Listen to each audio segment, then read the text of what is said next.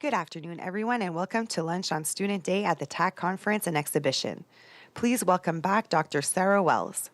Bonjour à tous et bienvenue au déjeuner de la journée des étudiants au Congrès Exposition de l'ATC. Nous souhaitons la bienvenue à la Dr. Sarah Wells.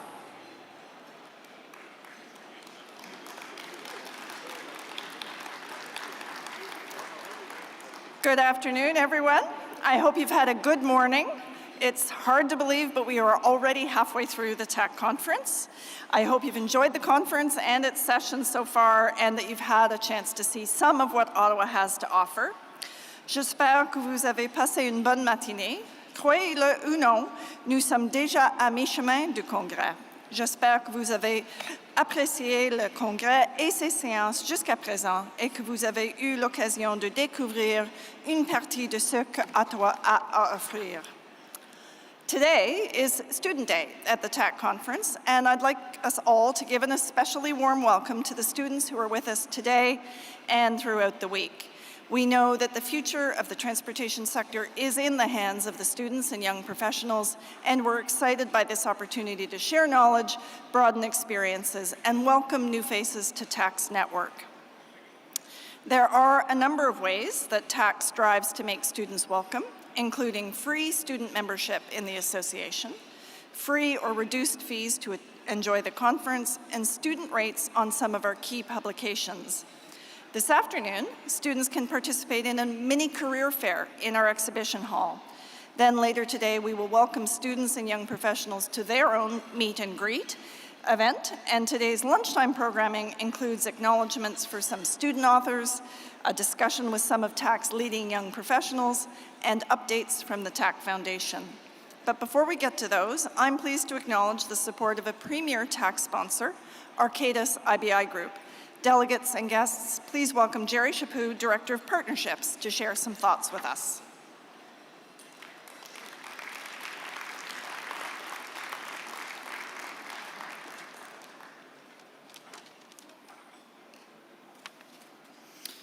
Good afternoon, everybody. Welcome to Ottawa. I hope you're enjoying the beauty of our nation's capital during the conference today. This conference center is one of the best in the world, state-of-the-art, and the planning events by the TAC and host organizations, along with the multitude of volunteers and the wait staff, have created an amazing experience for us all. Arcadis IBI is pleased to sponsor today's luncheon and support TAC, particularly on Students' Day.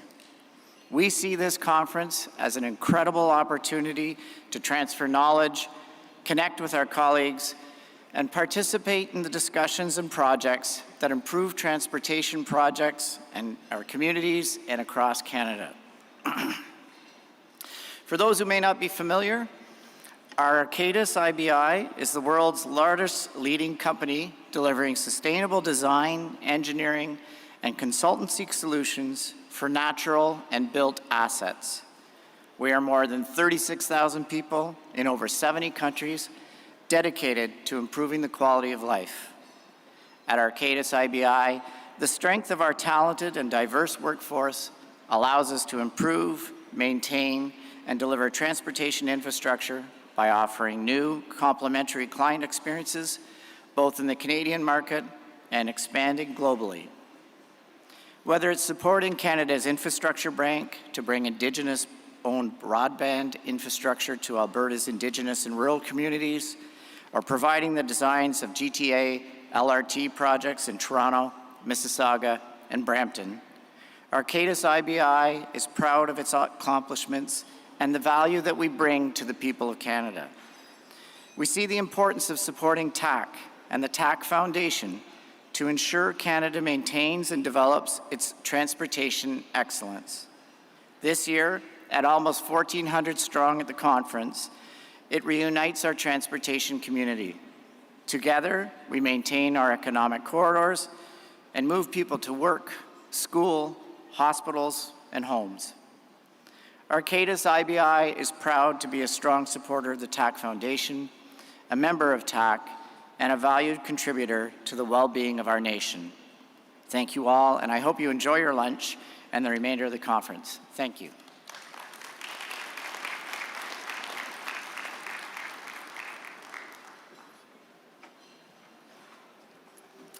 Thank you, Jerry, and our CADIS IBI group. We are truly grateful for your support of our work and for your participation in this Student Day lunch.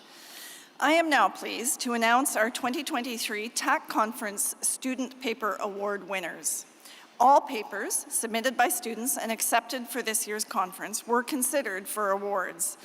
Reviewed by members of TAC's Workforce Development Council, 3 papers were identified as the best of the bunch, receiving honors and even a bit of prize money. I'll name all 3 Student Paper Award winners and then invite them to stand to be recognized with a round of applause from all of us. Our 3rd prize winner is Ali Faisal, a doctoral student at the University of British Columbia, for his paper, Automated Assessment of Pavement Rutting and Roughness Using Mobile LiDAR Data. 2nd prize was awarded to Silas Enrique Barbosa de Carvalho from the University of Alberta, enrolled in a Master's of Science in Civil and Environmental Engineering. Silas's paper is entitled Using Sensing Technology for Pavement Performance Monitoring, a Case Study in Edmonton, Alberta. And our top student paper award goes to Uthpali Hewage for her paper, Who Uses Shared Mobility Services? Uthpali is a PhD candidate in transportation civil engineering at the University of British Columbia. Congratulations, Ali, Silas, and Uthpali, and thank you for your contributions to the conference this year. We hope this is the beginning of a long and bright future for you in the transportation sector and with TAC. A round of applause.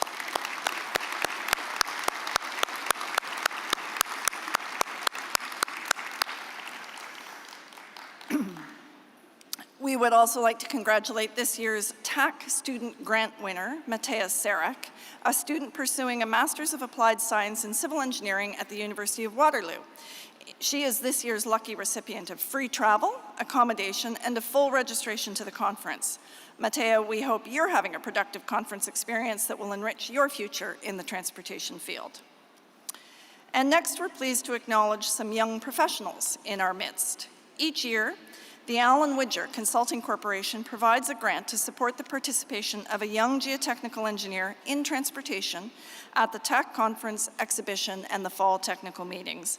It's a pleasure to announce that this year's recipient of the grant is Dr. Sarah Bouchard with the Quebec Ministry. Félicitations au Dr. Sarah Bouchard du ministère des Transports et de la Mobilité durable de Québec. Sarah, levez-vous pour recevoir nos félicitations.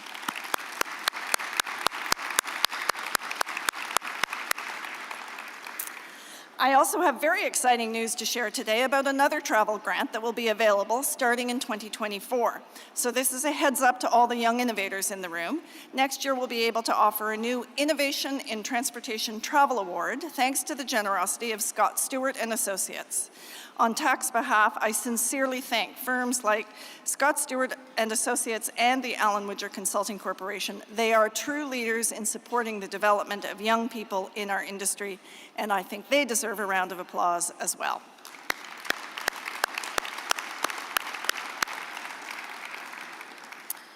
And now we have one more young professional to celebrate today, and that's the winner of TAC's 2023 Young Transportation Professional Award. This recognizes an employee of a TAC member organization who is 35 years old or younger and who has demonstrated personal accomplishment, professional contributions, and leadership. We received many nominations this year, which is encouragingly optimistic for those of us who may be a little bit more seasoned than young, and our review panel had the challenges of selecting just one winner. I am delighted to introduce this year's TAC Young Transportation Professional, Dr. Solomon Gargoum. Dr. Gargoum is an assistant professor of civil engineering at the University of British Columbia's Faculty of Applied Science. His research focuses on the use of smart sensing technology for road safety analytics and the informed design and management of transportation infrastructure. After completing his graduate work at the University of Alberta, he translated his research into commercial applications for transportation infrastructure projects. He's already published more than 40 papers, received numerous awards from industry organizations, designed and taught multiple transportation engineering courses, and is consistently rated as a top instructor. Dr. Gargoum, please join me on stage to accept this award and our congratulations on being named TAC's 2023 Young Transportation Professional.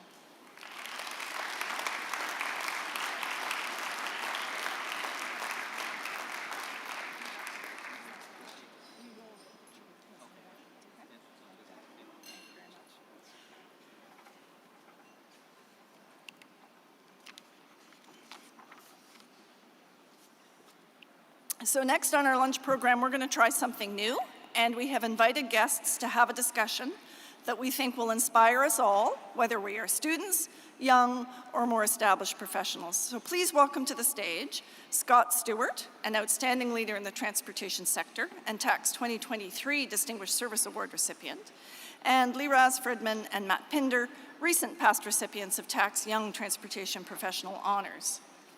You heard Scott's impressive bio during the award presentation Monday morning, but let me tell you a little bit about Liraz and Matt. Dr. Liraz Friedman is the Road Safety Supervisor for the City of Guelph. After graduating from her PhD program at York University, she completed 2 postdoctoral fellowships jointly at the Hospital for Sick Children in Toronto and the Alberta Children's Hospital Research Institute in Calgary in the areas of injury prevention and speed management. Liraz volunteers for many organizations including TAC, the Canadian Association of Road Safety Professionals, and the Parachute Expert Advisory Committee, to name just a few. Her passion for equity, injury prevention, and road safety led her to a role in municipal government. Matt Pinder is a transportation engineer with WSP in Ottawa, specializing in active transportation facility design and complete streets.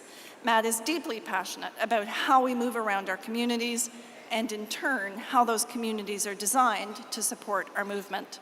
Welcome to our moderator and panelists. Scott, I'm going to leave the stage to you and look forward to hearing what the 3 of you have to say about building careers in transportation.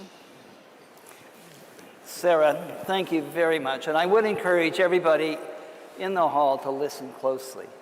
We have 2 very, very fine young people, leaders in the transportation industry, who are going to share with us today their insights, their thoughts on the aspirations and what they want to achieve in transportation. I'm going to start with a very simple question to each of you, and I'd ask each of you to respond in kind, and that is, what has motivated you to become involved in the transportation sector? Liraz, I'll start with you. Sure. Thanks for that question, Scott. So personally, I don't have an engineering background. Please don't hold that against me. But I've been trained as an epidemiologist in injury, and I've always been very interested to help inform our decision making. And during my PhD, it became apparent to me that nothing killed more Canadians between the ages of 1 and 44 than road traffic collisions. And the other day I was like, okay, my PhD is a little outdated, so I'm going to look up this information again. And it turns out the stats have changed, and we've been making some strides in the field, but it still is the leading cause of death for people, young people under the age of 25. And so the burden and the impact that road traffic collisions have on society is what motivates me in my day-to-day work. Wow, that's amazing. Thank you. Matt? I came at it from a slightly different angle. I think I was really motivated by this, high objective of sustainability.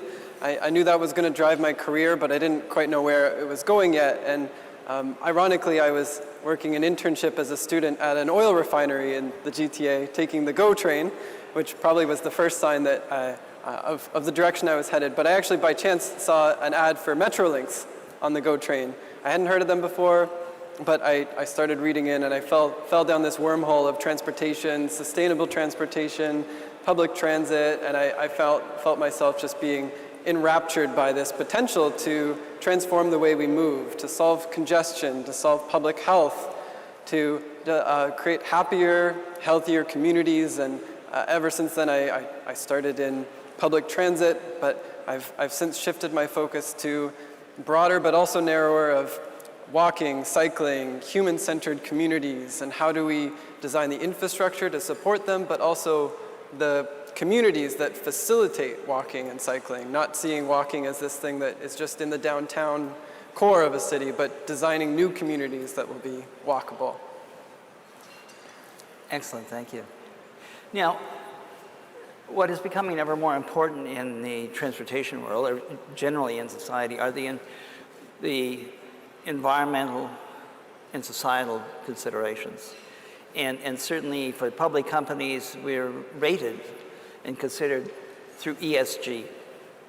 Tell me about your thoughts in terms of the work that you're doing and how it can tie back to both the environmental factors as well as the societal considerations?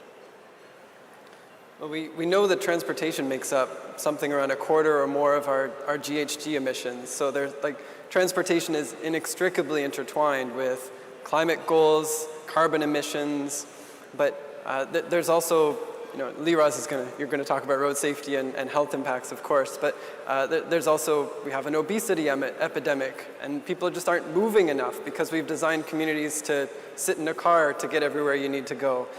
We have a housing affordability crisis that is partly fueled by the fact that you need to purchase a $40,000 machine to go buy a slice of bread from the nearest store.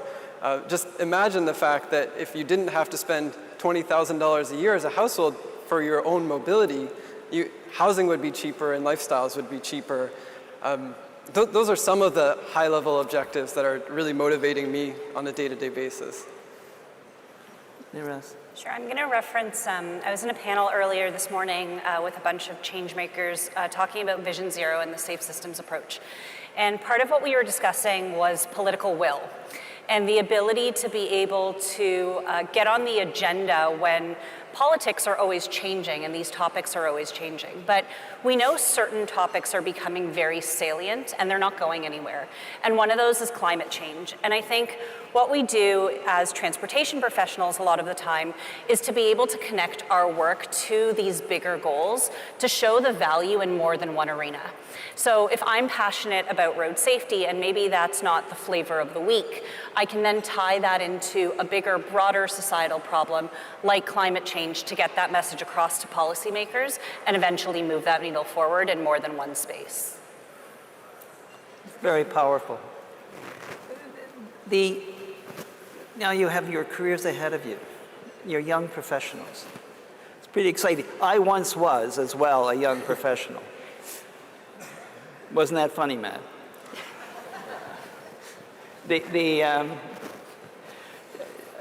But if you look ahead, 40 years from now, what do you see as a legacy that you're going to be able to reference to your children and your grandchildren? I can Matt, start. okay. Or it doesn't matter. I was going to say, I think we think about a legacy in a big picture way. We all want to be change makers. We want to be recognized for what we do. But I think we need to think about it on a micro level and how that can have those macro impacts. So I think at the end of the day, making those seemingly microscopic changes within a community, and again, I reference this working for the City of Guelph, that's just one municipality. But if I can move that needle forward a little bit, and if there are other change makers within their organizations that can do the same, then that's when you connect the work back to a bigger organization like TAC, and you can see how you carry that legacy forward. I've done a lot of reflecting on this quite recently, so it's very top of mind, but I've realized I am a vision-driven person. Everything I've done so far and everything I will do in my career is under this vision of transforming our communities and the way we move around them. And it's been exciting to realize that, and I think getting into the micro, like what you're talking about, Liraz, it's helping me steer my own career and pursue the projects that are most meaningful for me. I was talking just recently about the next project I'm really excited about, and it's an upcoming TAC project to design streets that move at more human speeds. And this is just one piece of the puzzle that I'm trying to solve with my career, but being able to create tangible pieces with it, I think will by the time I reach the later stages of my career, give me tangible things to look back on and know that I made a difference. Thank you for being kind about the later stages of your career. Now, to get to those aspirations, to realize those aspirations and to be able to look back, though, is going to involve a series of steps and different kinds of environments. I think would be really important is to share with this wonderful group out here, what are you looking for in an organization that would allow you to, or what do you see as being the key characteristics of an organization? So they can take, the more seasoned people here, can take that away and reflect on how maybe they can make the organization, the government body or whatever, more receptive to people like you so that we can start to, as a society, realize some of the benefits that you've so nicely articulated. What do you look for in organizations? Personally, I think I look for the space for creativity and to be myself. And so I think, the whole conference theme around lessons in leadership, and we saw it yesterday in Jennifer Keesmaat's keynote, is when we think about the sphere of influence and what we want to do as young professionals, sometimes we're met with barriers or challenges, and those are around fear. Fear to push the envelope because there might be pushback from a higher level. But I think when there's that open communication and there's that ability to allow young professionals to grow, it not only carries forward their legacy, but it also provides a legacy for those seasoned professionals who can then come back and say, yes, I recognize that this was a good person I wanted to retain. I nurtured that relationship and I helped them reach and achieve their goals. Very good. Matt? I've got 3 points to answer your question. Meaning, flexibility, and the opportunity to influence change. Those are probably the 3 that are really driving me. Meaning is that I want to work on projects and with people that really inspire me and give me that feedback that my morals are aligning with what I'm doing. Flexibility is, I think this is a theme that many are aware of. Younger people today in particular want the ability to have more flexibility in their work arrangements. And I've been one of those too. I just finished a 6-month period of having a reduced work week so I can spend more time with my young daughter. And the memories are forever, and I'm so thankful that I was given that opportunity. And then the opportunity to influence change too, I think is a particular one for me. I want to work somewhere where I know I'm going to contribute to a legacy, where I'm contributing to real on-the-ground changes in communities, and I'm excited to be at the point in my career now where stuff I started 5 years ago is getting built, and I get that exciting feedback loop as an engineer where you can study the results of your work and talk about how you'll do better next time. Those are all very powerful points. And I would put it to all of you in the audience, especially those of you in leadership positions, to think about what's just been outlined as important characteristics of your organizations so you can attract talent like this that will in turn provide the leadership to your organization going forward. So I can hardly wait for later as we walk around and you can tell me, and I'll share it with everybody else, how your organization is doing. Maybe we can come up with a rating program for companies that would be a way of then saying this is a great place to work. And maybe I can start getting that guidance from you about what that rating system might be. Now we have here 1,400 people. They've had lunch, they're relaxed, within the umbrella of the TAC organization, a fabulous organization. What have you seen as the benefits of TAC?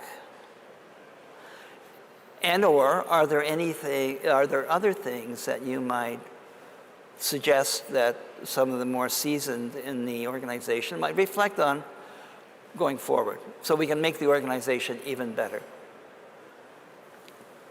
Sure, I can start. So formally, last year was the first year that I attended a TAC conference, and I became more involved with the Road Safety Committee. And initially, I was a little bit hesitant as a non-engineer to voice all of the different topics and come at road safety from a public health lens. But what I think was a very big, strong suit of TAC's is its ability to have that open communication and to be willing to learn from other practitioners. And I've noticed even a year later, this evolution in some of the topics that are coming up in these committee meetings, and things like equity. Equity is a big theme that's starting to emerge amongst the road safety safety committee, and I'm sure amongst other committees in TAC. And so I think continuing to be open to hear that multidisciplinary perspective is huge. I think knowing how many students are sort of in the audience today, you also have to think about the return on investment a little bit. And so you get what you give. So yes, volunteering takes time, and for a lot of this it's our side of the desk project. But at the same time, there are very valuable connections and meaningful reflections that you take out of volunteering in committee meetings or at other levels of the organization that you can take back to your everyday work, and you're really integrating the volunteer work that you do. So you invest and you harvest the benefit of that investment through your career. Absolutely. Matt? Yeah, I think thinking back just a few years to when I was on the outside looking in at TAC, it seemed like this very opaque organization that you don't really know how things work or who's involved. And my experience since getting involved has been to learn that it is an incredibly malleable organization that is entirely driven by the values and the input and the effort of its volunteers. And just like Liraz, I quickly learned that I can join a committee, I can sign up for things, and within as short of a year, things that I put in are coming out already. And I'm with the Active Transportation Committee. We put an effort into having more presence at this conference, and we have 8 sessions this year and are really starting some good conversations. So it's been so rewarding just to know that there's direct results of your input. That is fantastic. The audience will have one last opportunity to hear from you, those special elevator pitches. So I'm going to ask you 1, maybe 2 key points you want to leave now with the audience as we bring this session to a close. Sure, so I'm going to split mine into 2 audiences. One is for students and young professionals who want to sort of break into the industry, and the other is for those more seasoned leadership type of roles that have been in the industry for a while.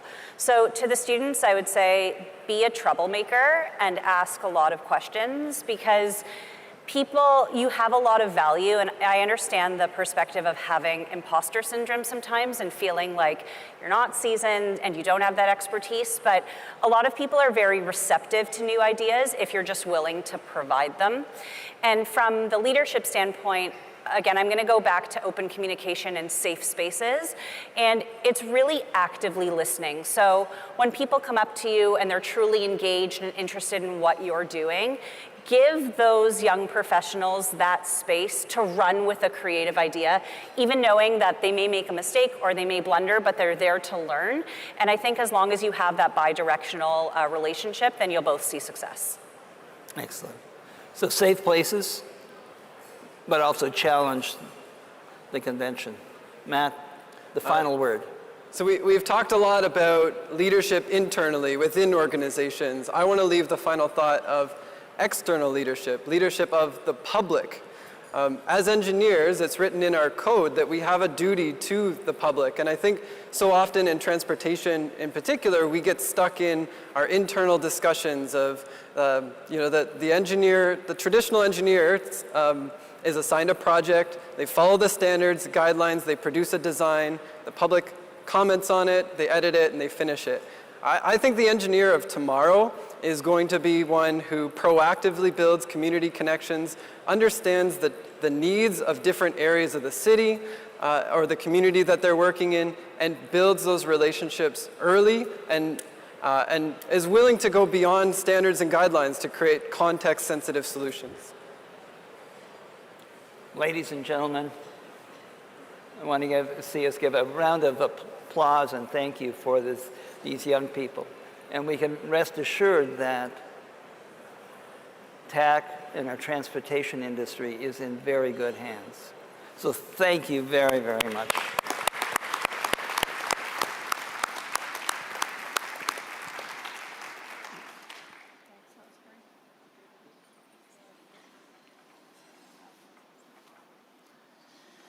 Wow.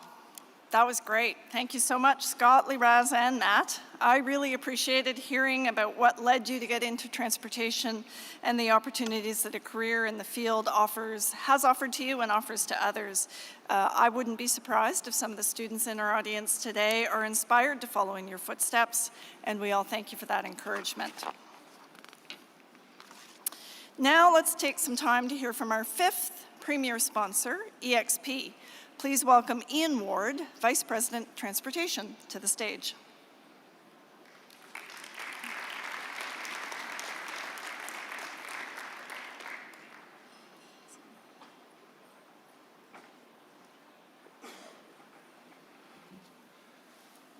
Thank you, everyone, and thanks for your attention and hopefully your patience. So I'd like to thank TAC and the organizing committee for yet another wonderful conference in a wonderful venue. Hopefully most of you got out to the museum last night for a great night. I do think they have to rebrand it and rename it as a speed dating evening, because I don't know about anyone else, I'm sure you're all the same, but people were basically being offered jobs left, right, and center. Maybe some of you are considering making a change, who knows? Anyway, call it the TAC Speed Dating Night. That's going to work really well. So EXP, we're a firm of about 4,000 plus professionals across Canada. We're entirely employee-owned, and we do wonderful things. So in transportation terms, right now, over in the east, we're working on the Eglinton West Tunnel extension, and then all the way over in the west, we're working on both the Broadway subway and the Patillo Bridge. We do transportation across the entire country, and we attract great people to do that with us. But I'm not going to spend the next minute or so that I have left to just talk about EXP. I am really interested in the themes this year. We've got lessons in leadership, and today is about students and young professionals. Those two things go together. What attracts everyone in this room to a company or an organization, and what especially attracts young people and students and graduates, is really great leaders. And we're all leaders in some sort of form, but really great leaders who have a wonderful clarity of vision, and they stick to that vision. They have great skills in terms of communicating what they want and why they want it. Who in the room's ever wondered, why on earth am I here and what on earth am I doing? Well, what great leaders do is make you completely aware of where you are and what you're doing and what's needed from you. Leaders are also people who are just wonderful at giving other people space and giving other people time. We've heard a lot about communications, and talking is absolutely wonderful, and lots of us like to do it. But listening is just as important. And then acting on some of those decisions you make is equally important. So I'll finish today with a simple thought. We all got into this business to do great and wonderful things. I know we did. That was the intention. And great people and great leaders do those great and wonderful things. But just as powerful, and maybe even more powerful, is in enabling others to do those great and wonderful things. Thank you very much for your attention. I appreciate your time. Everyone take care and have a wonderful conference. Thank you.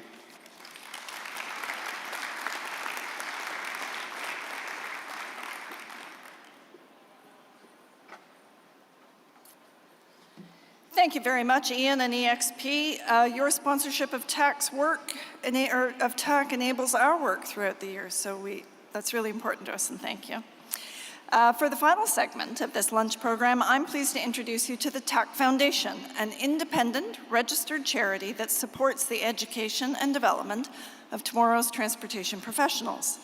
Pour le dernier segment de ce programme de déjeuner, j'ai le plaisir de vous présenter la fondation de l'ATC afin que nous puissions tout entendre parler de ses priorités, de ses plans et de ses membres. Please give a warm welcome to a few representatives of the TAC Foundation.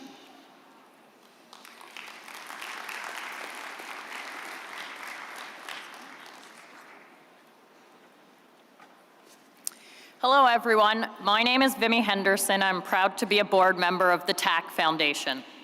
This year, we were able to award 23 scholarships to university and college students from across Canada. Those scholarships totaled over $100,000. We're hoping next year we can give out at least 24 scholarships, if not more. So I encourage everyone to find the postcard on their table and celebrate our 20th anniversary with us by donating $20. You can scan the QR code, take a picture, do it now, and if we all do it, we might have 25 scholarships.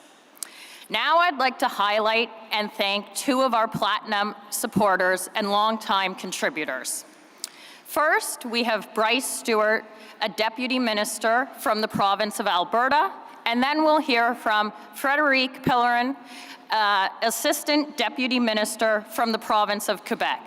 Both of these provinces have been longtime supporters of the Foundation, and we greatly appreciate this.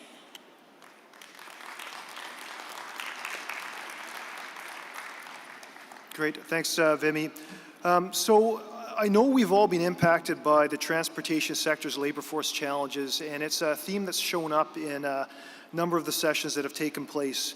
The TAC Foundation plays a really critical role in responding to just that challenge by supporting the education and development of the next generation of transportation professionals.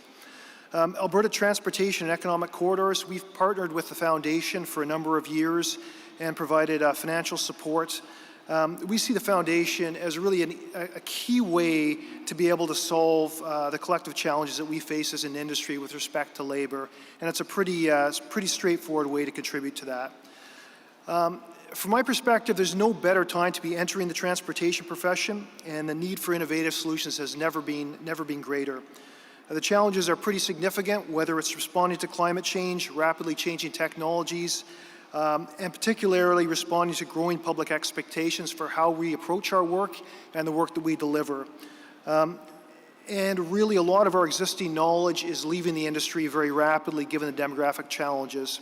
So I certainly encourage all the organizations here today to consider providing financial support for the TAC Foundation as it continues to promote transportation-related disciplines as a valuable and fulfilling career path. And in my view, there's no better way to build the future of our industry in Canada. And I do extend my thanks to the TAC Foundation for all the good work that they do. And like I said, this is really an opportunity to provide some financial support, which goes a long way to the next generation of professionals. So thanks very much.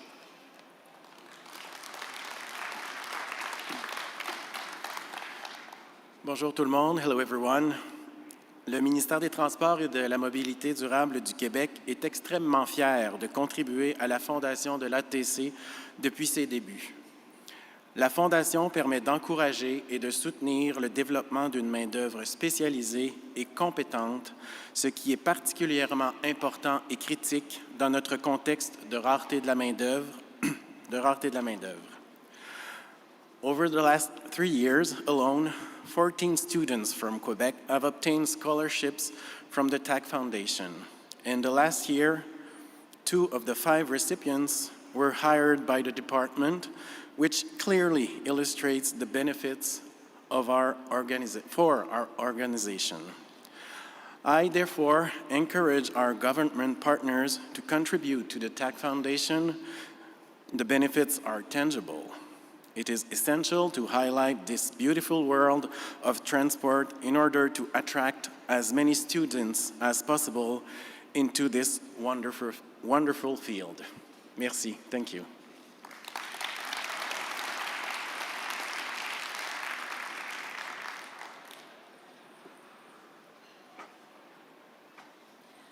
Thank you, Vimy, Bryce, and Frédéric, for your support of the Foundation, and congratulations to the Foundation on its 20th anniversary. That's really a tremendous record of giving back to the profession.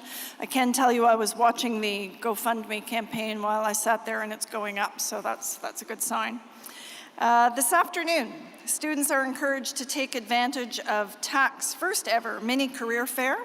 Between 1:45 and 4 p.m., students can connect with potential employers that have a stop sign sticker on the floor in front of their booth. And we also encourage our students and young professionals to cap their day at the Student and Young Professionals Meet and Greet. You can network with peers and learn more about getting involved with our councils and committees. You heard Laraz and Matt talk about what that has meant for them, so we hope that inspires you to get involved. It's a casual reception just for you, so come on out. And meanwhile, technical sessions and tours continue for all delegates this afternoon. If you pre-registered for a technical tour but you can't attend anymore, please return your ticket to the info booth. And on the other hand, if you'd like to participate in a tour but you didn't sign up yet, visit the info booth to see if any tickets are available. About 10 to 15 minutes before the advertised tour start times, you can head down the escalators to level 1, where volunteers with clipboards will provide instructions. This evening, we'll offer lots of entertainment possibilities. We know that some of our industry partners have organized receptions, and back for the 7th year is the TAC Conference Jam session, hosted by Zane Sloan. It gets underway at the Rainbow Bistro about 8 p.m. with an open call to musicians and music fans alike. There's definitely something for everyone tonight. J'espère que vous profiterez de vos activités, peu importe celles que vous prévoyez, et que vous passerez une bonne après-midi. I hope you all enjoy whatever activities you're planning and have a great afternoon. Thanks, everybody.